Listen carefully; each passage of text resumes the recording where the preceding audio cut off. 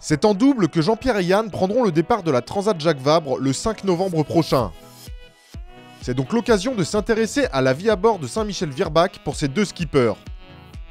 Tout d'abord, regardons de plus près les espaces dans lesquels ils évoluent. Commençons par l'intérieur, avec ce que l'on appelle la cellule de vie, un espace qui remplit trois grandes fonctions. La table à cartes avec un beau siège rouge qui permet de vraiment se concentrer sur son travail. Deuxième, le lit. Troisième, la cuisine. Donc ça, c'est vraiment à l'intérieur de l'habitacle du bateau.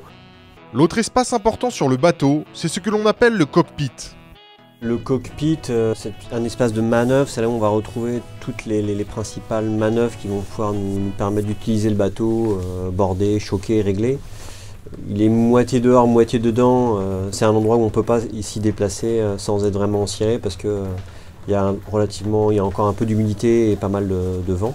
Donc je pense que le cockpit, il doit y avoir 2 mètres carrés et 2 mètres carrés où on tient debout et encore à l'intérieur on ne tient pas vraiment debout ni dans le cockpit. On a grosso modo 4 mètres carrés. Et vivre à deux dans un espace aussi restreint le temps d'une course induit forcément quelques petites difficultés.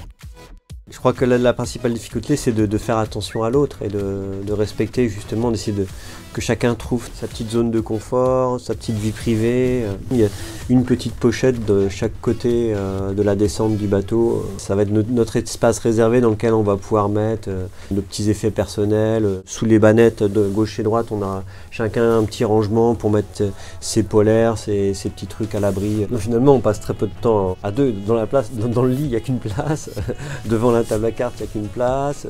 C'est donc au rythme des changements de quart que la vie à bord va s'organiser. Alors on part sur un système de quart qui n'est pas figé, mais toutes les 2 heures on change. Il y en a un qui se repose, un qui est plus dédié à la manœuvre, à la marche du bateau et à l'analyse météo. Dans ces 2 heures, donc, il faut à la fois dormir, manger, penser à son hygiène. Il n'y a pas 2 heures pour vraiment faire que dormir. Dans ces 2 heures, vous vous demandez quelle est la part dédiée aux petits moments plaisir, comme la lecture ou la musique ? Le plaisir principal, c'est de dormir déjà, ouais. Parce que c'est vraiment l'élément qui réunit un petit élément plaisir et puis un élément d'efficacité. Mais pour dormir, on va utiliser des petites